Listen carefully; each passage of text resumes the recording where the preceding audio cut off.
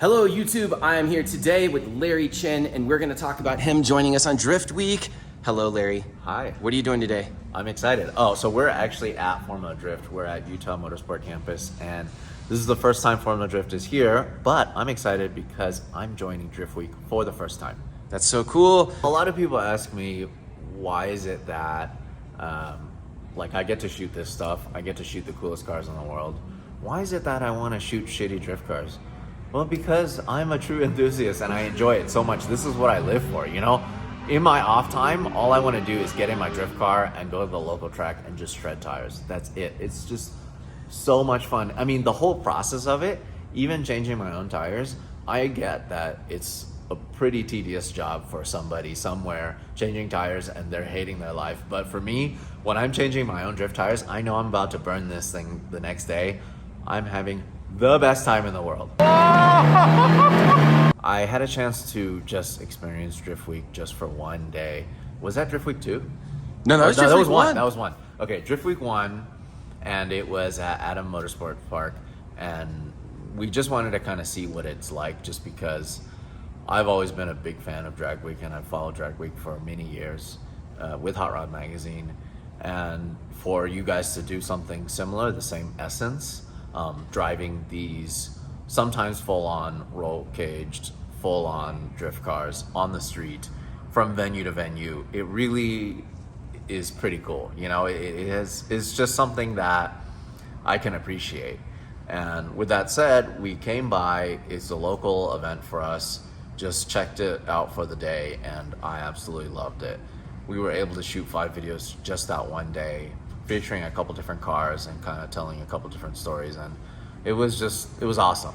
And ever since then, I thought to myself in the back of my head, hey, one day I'll get good enough, or first of all, one day I'll get into drifting, which surprisingly, after shooting drifting for 17 years, I've never drifted myself.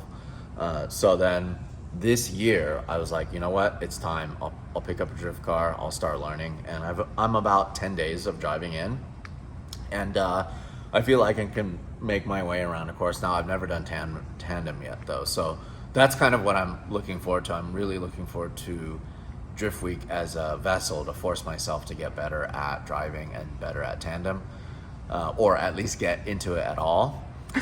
So, yeah, I promised myself one day I'll actually be part of Driftweek, not just as a photographer and videographer, but someone just to participate. This one, I think, is honestly the perfect one because it's not like we're driving too far time-wise. It's always tough for me to take so much time off for myself. But then again, we'll use this time as a good content gathering exercise. We'll do a lot of feature cars. We'll do a lot of vlogs. We'll do as much as we can on the content side. I'm also... special request, I'm bringing a set of sticky tires for my 350Z to do some real chase car camming, or real chase car chasing with real legitimate DSLR cameras that we will strap to the hood of the car. It's gonna be cool. We'll be able to get really good footage, and I'm assuming because it's a lot of Driftweek cars, it's not any cars that are 1,000 horsepower, right? So generally speaking, I think my 350Z will be able to keep up pretty good, especially on the lower speed tracks. Maybe the higher speed tracks I'll have a problem, but we'll see. So between doing that and actually getting seat time, it's just gonna be unbelievable. We're so excited to have you here. We're so spoiled with Driftweek. Like, we're having James Deane, like the best driver on earth. Don't tell Chelsea that I said that. The best media guys on like earth. You do the best media. Don't tell Adam I said that. It's just so cool. We're putting so many different people together. Yeah. And it's nuts. Like, I guess you could say for a person like myself, I always say I'm not cool enough to actually do a Driftweek unless I'm invited. Or like all these people that get to come and join us for Driftweek and be a part of this whole spectacle and like meet you and be a part of like what you're doing for, you know, weeks at a time, or Adam or James Deane or all these people. Like, we're bringing together so many amazing people during Driftweek that's the magic, is like the networking and the hanging out with these amazing people and making like lifelong networking. I don't like to say networking, but like friendships and stuff. Like, you go around the world and you sleep on people's couches and hang out with probably Osbo in Norway, or like, you know, you're getting to do so many things we wouldn't get to do with normal jobs or normal lives. It gets me so excited. Look at how serious he stands here. Yeah, so it's so really serious. Interesting to me because before there were certain marquee events that you would save up your money for and that you would look forward to all year, right? At one point, Just Drift on the West Coast, at least, there was the All-Star Bash movement, right? And that was really big because it was, at the time, it was like the big thing to save up for. And then so many other things popped up. East Coast Bash, No Coast, whatever. I don't even know what else popped up around that time. But there was those Halo events, and then it was like, all right, let's ship our cars overseas to do these Halo events, right? You go to Drift, Missouri, right? You go to Ibisu, you go to Norway and Gottville. There's just so many cool places to go. But nothing like Driftweek has existed up until this point, to my knowledge. Do you know of anything that's drifted? I mean, I've stolen bits and pieces of Driftweek. Like, people might think I stole Drag Week, which we kind of did the name just because it made sense, because it was originally called the Lone Star Drift Adventure and things like that, but it didn't have any like whatchamacallit. So brainstorming with Adam and people, we just called it Drift Week. But I was gonna say, it was modeled after like going to Ibisu for 2 weeks and driving 2 to 3 weeks straight with your friends, or like stealing all the best parts of drift events. Because the worst part about drift events is you go there, especially for yourself. If you go to like a Grid Life or something, probably you're so busy for those 2 days, you don't have a lot of connections and conversations because you're so busy with your job and what you're doing. So it kind of slows stuff down. And doing it for 2 weeks, like, you talk to people you'd never talk to. You hang out with people you would never hang out with. You go eat dinner with people. You go, do the NASA tour and go look at the Saturn V rocket, which we'll be doing. Like all this wacky stuff you just would never do. So by the time this comes out, will there still be time for people to sign up, or probably? Okay. So I have a couple spots. If you guys want to join us, I'm going to be pretty much most of the way. I guess I'm going to be missing one track, I think, right? 2 tracks, actually. 2 tracks. Okay, so I'm going to be missing 2 tracks, but I'll be there for the rest of it.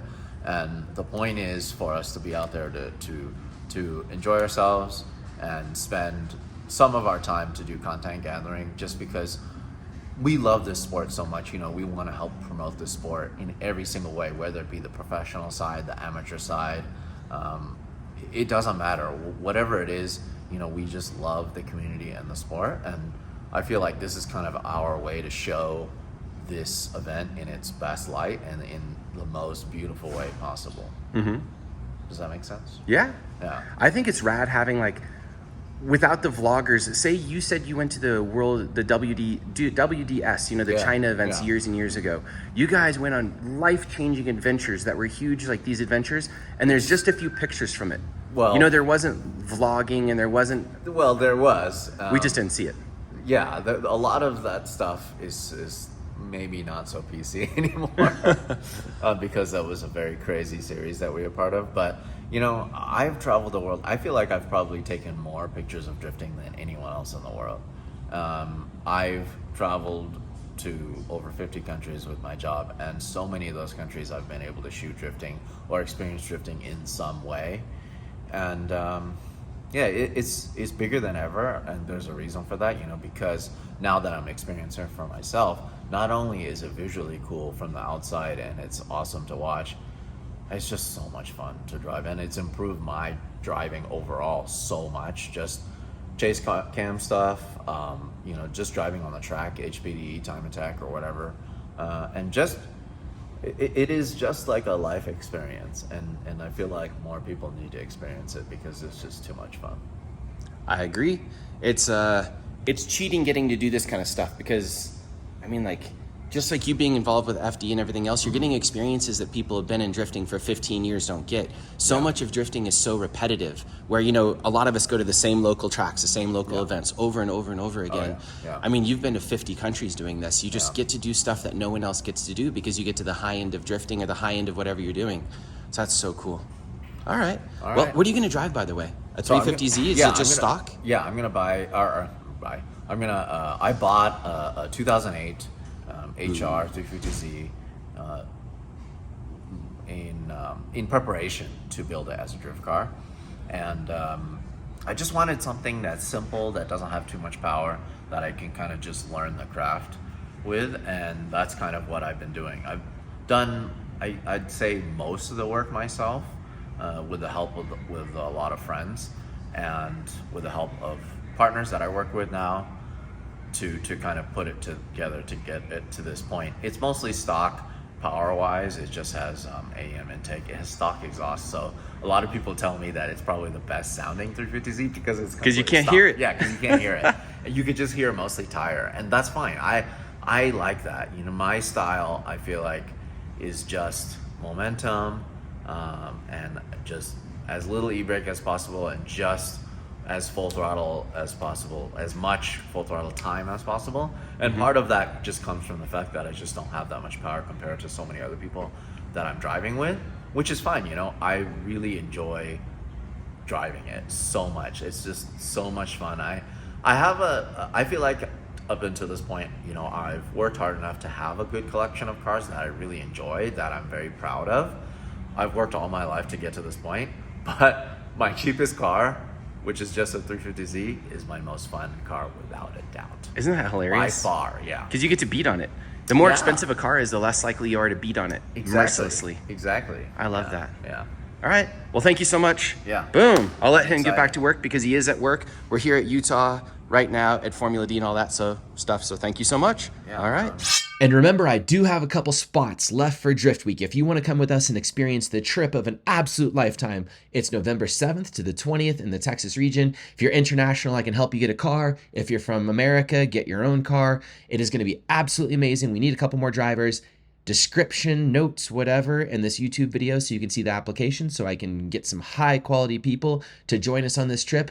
I love you guys. I think this is the coolest thing on earth. I am so excited to be able to do this. Thank you to YouTube, all the sponsors. Thank you to all the drivers, the media, everybody that makes this work, everybody that is a part of it. I love you guys. This is the coolest job on earth. Thank you. Bye.